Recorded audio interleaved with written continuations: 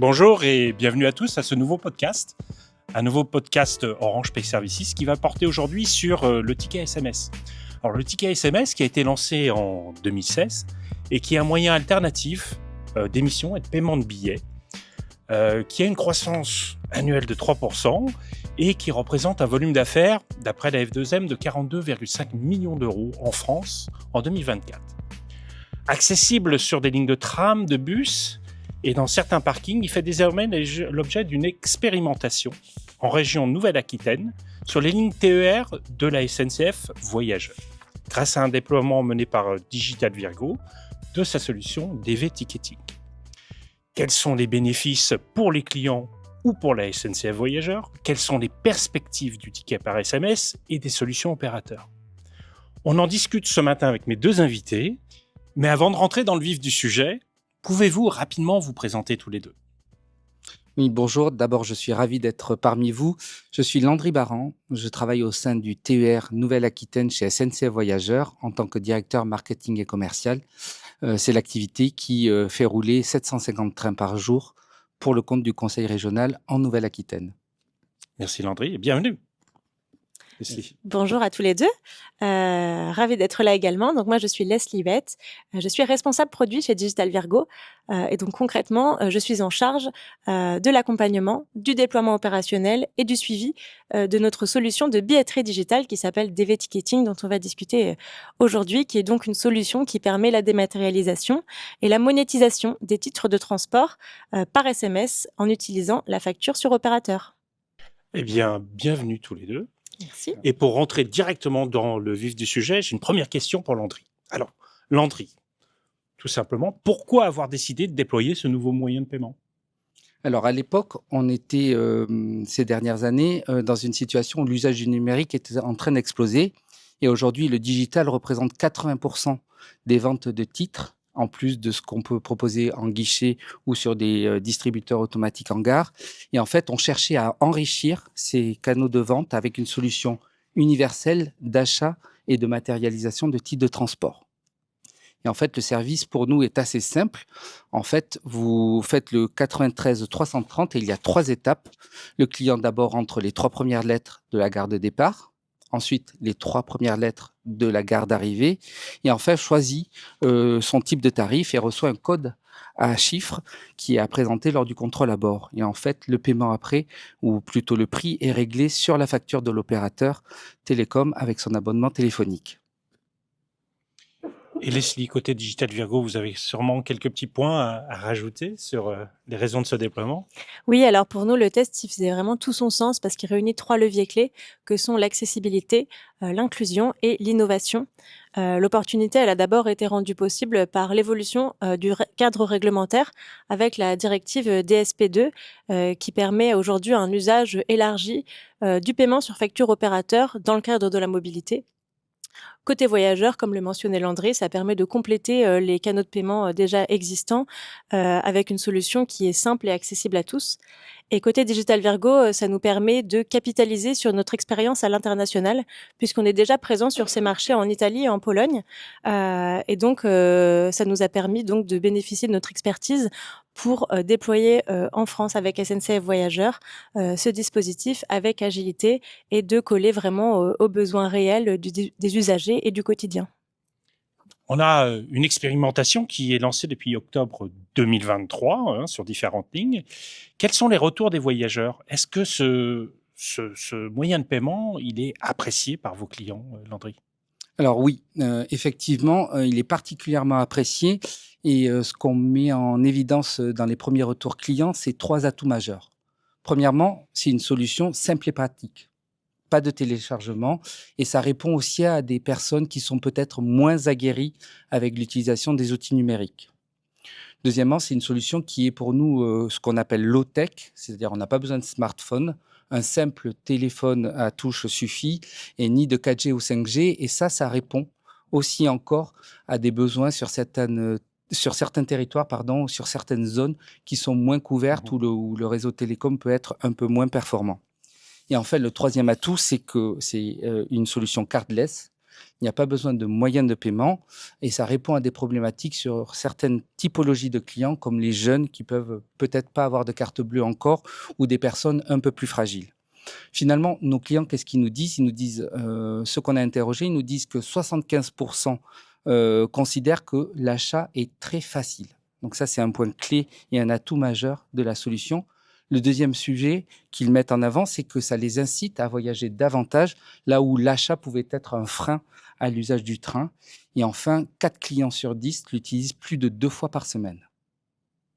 Très bien. Et d'un point de vue de la solution technique, Leslie, comment ça se passe? Alors, donc nous, notre rôle, c'est effectivement de proposer une solution technique qui soit innovante et qui réponde aux besoins de nos partenaires.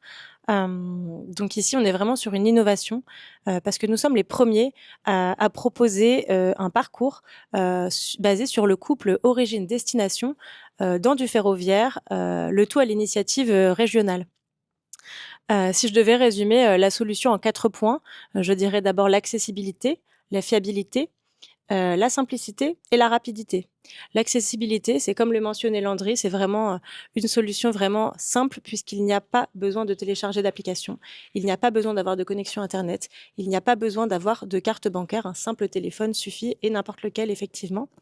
La fiabilité, puisque le paiement il est fiable pour les usagers grâce à la connexion sécurisée qu'il y a entre Digital Virgo et les opérateurs télécoms. Il n'y a aucun transfert de coordonnées bancaires. La rapidité, puisque donc c'est un flow en 3 SMS. Quelques secondes suffit pour acheter son titre de transport par SMS. Je voulais rappeler ici l'universalité du SMS, qui est une technologie vraiment comprise par tous. Je pense qu'on sait tous envoyer et recevoir un SMS. Et une simple connexion 2G suffit. C'est vrai, c'est tout à fait exact. C'est une assez vieille technologie, puisqu'on a fêté les 30 ans du SMS encore assez récemment, au service d'usages extrêmement innovants et extrêmement sécurisés.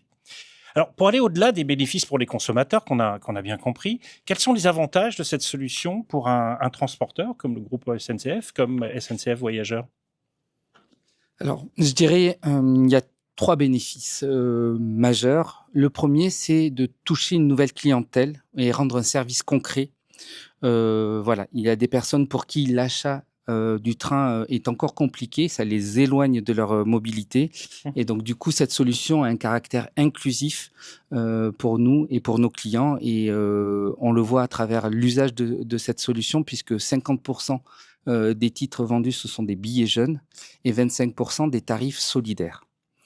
Ça, c'est sur notre première ligne d'expérimentation. Deuxième bénéfice, c'est que c'est une solution aussi alternative quand des gares ne sont pas équipées soit de guichets ou que le guichet est fermé ou qu'il n'y a pas de distributeur automatique de billets. On a la solution pour acheter le billet pour le jour même et ça rend les clients autonomes dans cet achat. Et pour nous, c'est aussi une solution moins coûteuse, je dirais, plutôt que d'installer des équipements fixes dans des gares. Et enfin, pour nous, c'est une opportunité pour accompagner la région, pour proposer des services innovants en tant qu'exploitant ferroviaire. Absolument.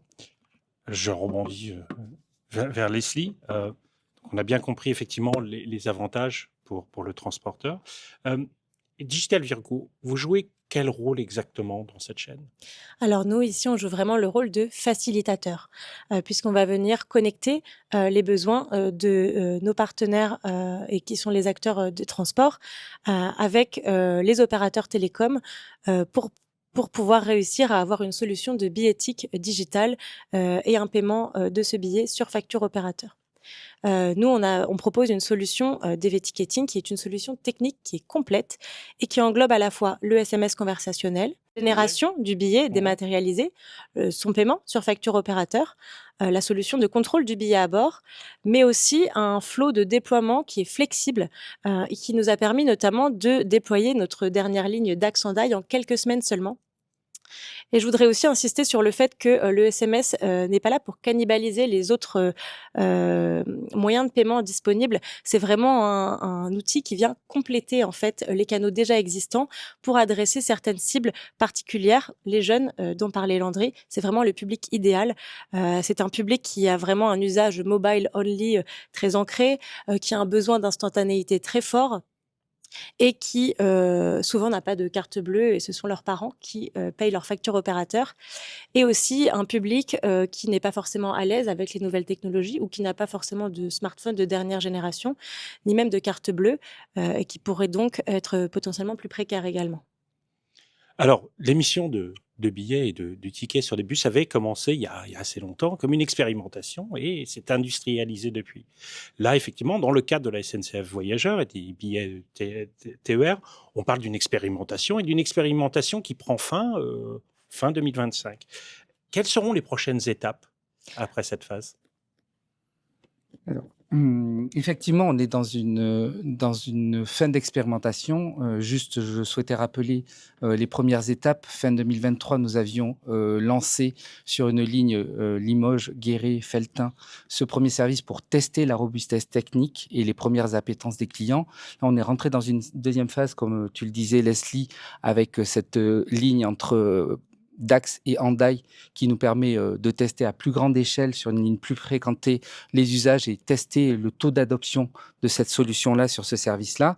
Et fin d'année, on arrivera à la période de bilan sur lequel on va présenter le retour d'expérience au conseil régional pour décider ou non de la généralisation de la solution à l'ensemble du territoire néo-aquitain. Décision pour laquelle nous, on reste extrêmement optimistes, vu l'engouement du public qu'on a aujourd'hui sur le ticketing, notamment sur le bus. Quelques mots aussi de ton côté? Oui, bien sûr. Alors, pour nous, les perspectives d'évolution, ce sera bien sûr, suivre les besoins, de SNCF Voyageurs et les accompagner, dans leurs envies. L'évolution, elle peut venir, de plusieurs côtés. Ça peut être, l'extension, à de nouvelles lignes, au sein de la région de Nouvelle-Aquitaine ou d'autres régions qui seraient aussi susceptibles d'être intéressées par le dispositif. Ça peut être aussi, l'extension à d'autres types de paiements comme les abonnements, de TER. L'extension, elle passe aussi par le suivi des évolutions technologiques et notamment des nouveaux moyens de communication proposés par les opérateurs comme Orange. Absolument, absolument. On Et est je bien. pense notamment au RCS, qui est le SMS 2.0. Et nous sommes justement en train de travailler conjointement avec les équipes Orange Innovation à la mise en place d'un pilote pour un flow RCS sur le ticketing. Le flow RCS, il a cet avantage d'être comme le SMS natif à tous les téléphones, tout en proposant un flow qui est enrichi grâce à l'intégration de visuels, de boutons, de géolocalisation. C'est un petit peu comme discuter avec un bot. Donc voilà, c'est une perspective dans laquelle on a beaucoup d'espoir. Et enfin, les perspectives d'évolution, elles peuvent venir de l'évolution simplement du cadre réglementaire avec la prochaine loi DSP3 qui pourrait venir d'ici 2026 bousculer un petit peu ce paysage et augmenter les plafonds de paiement et donc potentiellement proposer de nouveaux usages. Donc effectivement, pas mal de perspectives et merci d'avoir mentionné le RCS qui est effectivement le nouveau moyen de messaging des opérateurs. C'est un petit peu comme si on passait de la télé noir et blanc avec le SMS à la télé couleur. Avec le SS, on dit souvent, et je pense qu'on en entendra rapidement parler de cette nouvelle expérimentation autour du RCS. Merci à tous les deux beaucoup pour ces témoignages, pour cet échange très intéressant, très enrichissant. Je vous propose, pour terminer ce podcast, un petit hashtag de conclusion. Alors moi, je dirais hashtag inclusion digitale. Et moi, plus pragmatiquement, hashtag vente par SMS. Et comme à l'habitude chez Orange, je vais terminer par le hashtag Orange est là. Merci à tous et à très bientôt.